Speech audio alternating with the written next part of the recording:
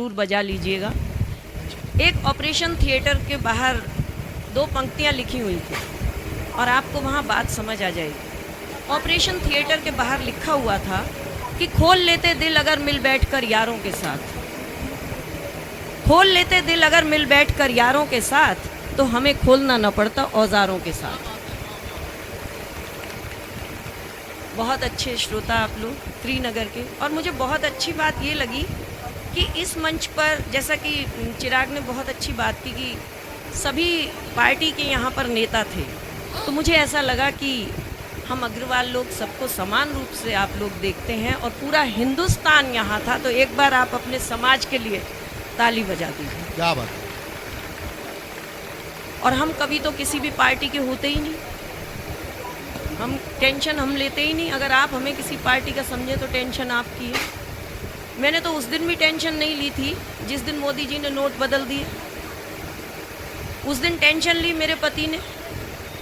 8 बजे जब 8 नवंबर 2016 में जब मोदी जी ने नोट बदल दिए, उसके अगले दिन से मेरे सरदार जी टीवी चैनल लगा के बैठ जाते थे।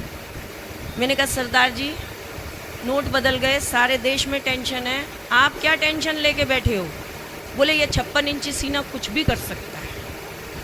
मैंने कहा आप क्या चाहते हो? बोले मुझे तो उस दिन का इंतज़ार है कि जब मोदी जी आए और टेलीविज़न पर बोलें, मेरे प्यारे देशवासियों, ये जो आपके पास आपकी धर्म पत्नी है ये 30 सितंबर तक ही मान्य रहेगी।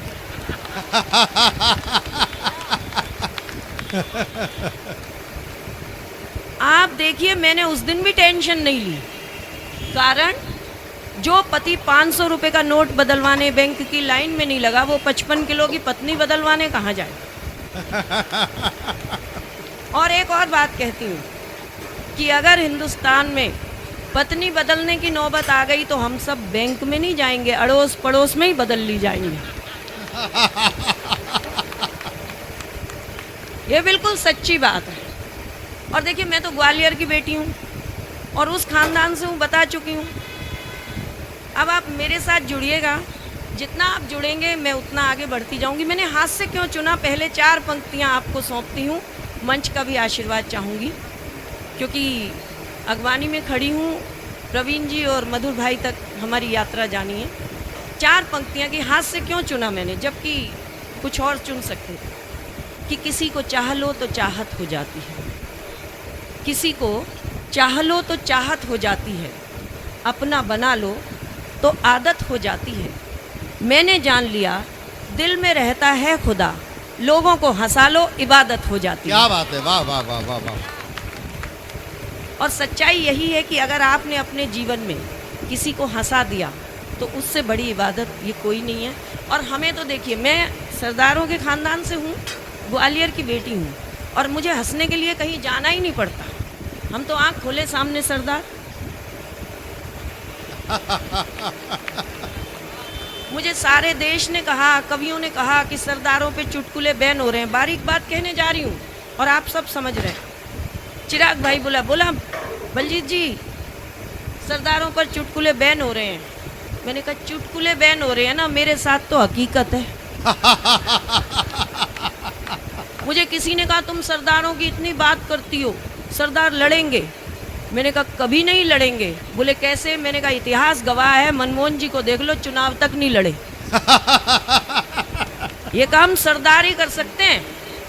जो भी काम आप देखिए वो काम सरदार। आप देखिए सरदार क्या क्या कर सकते हैं। हनुमान जी को लेकर एक जगह लड़ाई हो रही थी, वहाँ पर सारे धर्म के लोग कूद गए, सब कहने लग गए हनुमान हमारे। अब अजीब तर्क देने लगे कि भाई हनुमान जी कैसे, तो हिंदू सामने आए। हिंदू ने कहा हनुमान हमारे हैं क्योंकि भगवान राम हमारे हैं और हनुमान उनके शिष्य हैं, तो हनुमान जी हिंदू हैं। तभी मुस्लिम आ गए सामने, उससे पूछा हाँ भाई। बोला जी आप इतिहास उठाओ और सारे नाम देखो, रहमान, सुलेमान, हनुमान, ये नाम मुसलमान। आप क्रिश्चियन से पूछा तुम बताओ। बोला जी जो काम करे नेक वो जीसस का बंदा एक। हनुमान जी ने सीता मैया को बचाकर नेक काम किया, इसलिए वो क्रिश्चियन। अब हमारे सरदार जी कूद गए, बोले सारे पीछे हटो, हनुमान सरदार है। बोले जी कैसे? बोले दूसरे की बीवी के लिए तीसरे का घर जलाया है, ये काम सरदार का। और तालियां तो अब इस बात पर बजाइएगा जो आपने खुद देखी, जो टिप्पणी देने जा रही हूं उसे महसूस कीजिएगा।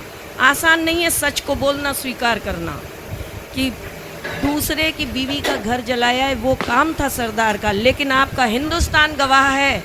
मंच को भी ये चाहती हूँ कि ये टिप्पणी का साथ दें कि दूसरे की बीवी का कहना मानकर 10 साल तक देश की गद्दी पर चुपचाप बैठा रह जाए, ये भी काम सरदार का। क्या बात है, वाह वाह वाह वाह वाह वाह वाह। हाँ? आप क्यों बलजीत जी, टेंशन ले ज्यादा रहे हो? तारीफ मत करो, अगले साले सारे सरदारी बुला लेंगे। देखो हमारे तो जब गुरु भी ऐसे दूर से देखने में लगते हैं कि वो भी सरदार हैं, तो मैं तो उनको भी प्रणाम करती हूँ और मैं तो मानती हूँ कि हम सब महाराजा अग्रसेन जी के ही वंशज हैं। तो क्या टेंशन लेना ही नहीं।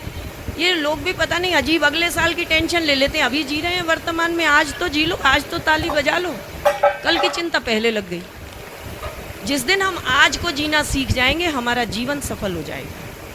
और मैं आपको बिल्कुल सच बता रही हूँ, ये टेंशन हम बिना बात लेते हैं। कुछ दिनों पहले मैं एयरपोर्ट पर बैठी हुई थी, फ्लाइट आने में देर थी, हम लोग बेंगलोर जा रहे थे। आगे 2 बच्चे बैठे हुए थे सीट पर, क्योंकि फ़्लाइट अभी आने में देर थी। सर एक बच्चे ने दूसरे बच्चे से पूछा तुम्हारा नाम क्या है? उसने कहा मेरा नाम जसप्रीत। तुम्हारा नाम क्या है? बोला मेरा नाम ब्रह्मजोत। दोनों बच्चों ने हाथ मिलाया। बोले कहाँ रहते हो? बोला साउथ एक्स में। बोला पार्ट 1 या 2? पहला बोला पार्ट 2। बोला हाथ मिला, मैं भी साउथ एक्स पार्ट 2 में रहता हूँ। बोला मकान नंबर? पहला बोला मकान नंबर 3/3 फर्स्ट फ्लोर। दूसरा बोला वेरी गुड, गले मिल जप्फी पाले, मैं भी 3/3 फर्स्ट फ्लोर में रहता हूँ। अब जैसे रसिक जी को टेंशन हुई ना, वहाँ बैठे जो लोग थे उनमें से एक खड़े हो गए। बोले तुम दोनों दिल्ली में साउथ एक्स में पार्ट 2 में 3/3 में फर्स्ट फ्लोर में रहते हो, एक दूसरे को जानते नहीं? बच्चा बोला अंकल आप क्यों टेंशन ले रहे हो, हम तो दोनों भाई भाई हैं, टाइम पास कर रहे हैं। और तालियां तो इस बात पर बजाइए आप सब कि वो दोनों बालक जसप्रीत और ब्रह्मजोत मेरे बेटे थे। पता नहीं क्यों टेंशन लेते हैं हम, टेंशन लेने की चीज़ ही नहीं है। अभी पिछले दिनों हम एक कार्यक्रम में गए, हरियाणा के आगे एक गांव था, वहाँ एक महिला वो गाय के साथ साथ मतलब वहाँ एक सांड खड़ा था, उसको खीर पूड़ी हलवा खिलाती जा रही। तो हमारे एक कवि मित्र हैं, वो बोले कि लोग गाय को रोटी खिला रहे हैं, आप सांड को खिला रही हैं। वो महिला बोली, हरियाणा की थी, बोली खिला मैं रही हूँ, टेंशन तन्ने क्यों हो रही है? वो बोले नहीं जी आप सांड को बहुत खिला रही हो। कारण? तो अब महिला का जवाब सुनिए और आनंद लीजिए। वो हरियाणा की महिला बोली पहली बात तो देख खिला मैं रही हूँ, टेंशन तू क्यों ले रहा है, पर फिर भी तू जानना चाह रहा है तो जान ये कि यह मरकड़ा सांड है और मेरे पति हड्डियों के डॉक्टर हैं, ये रोज 2-4 की तोड़ देता है, दुकान इसी के कारण चल रही है।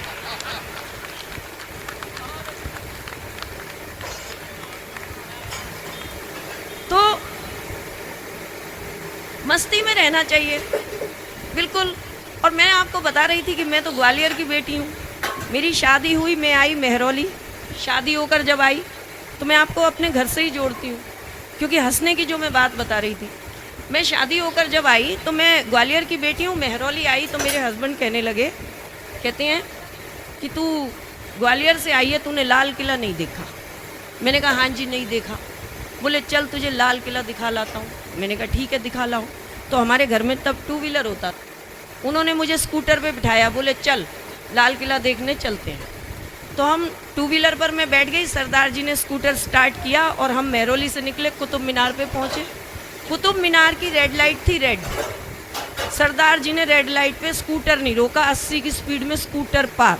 आज की तरह चालान नहीं होते थे तब, स्कूटर पार कर दिया। मैंने कहा सरदार जी आपकी दिल्ली में क्या रेड लाइट पे स्कूटर नहीं रोकते? मेरे पति बोले सरदारां दा टशन है, मौज ले बैठी रहे। अगली बार फिर अगली लाइट आई अचनी की, वो भी हमको मिली रेड, 80 की स्पीड में स्कूटर पार। मैंने कहा फिर रेड लाइट पे स्कूटर पार कर दिया, फिर से एक ही डायलॉग। बोला तुझे कहा ना सरदारां दा टशन है, मौज ले बैठी रहे। और ये मौज पूरी 10 लाइट तक चलती रही, क्योंकि 10 लाइट हमको 10 की 10 रेड मिली। और सरदार जी का एक ही डायलॉग होता था कि सरदारां दा टशन है, मौज ले बैठी रहे। और बैठे बैठे 11वीं लाइट आई आईटीओ की। वो लाइट मिली ग्रीन, और ग्रीन लाइट मिलते ही सरदार जी ने ब्रेक लगा दी ची। मैंने कहा सरदार जी 10 लाइट पे तो आपने स्कूटर नहीं रोका जब रेड, और जो ग्रीन मिल गई तो स्कूटर क्यों रोक दिया? तो आप बात का आनंद लीजिए। मेरे सरदार जी मेरी तरफ देखकर बोले मूर्ख, दूसरी तरफ से टशन में सरदार मौज लेता आ गया तो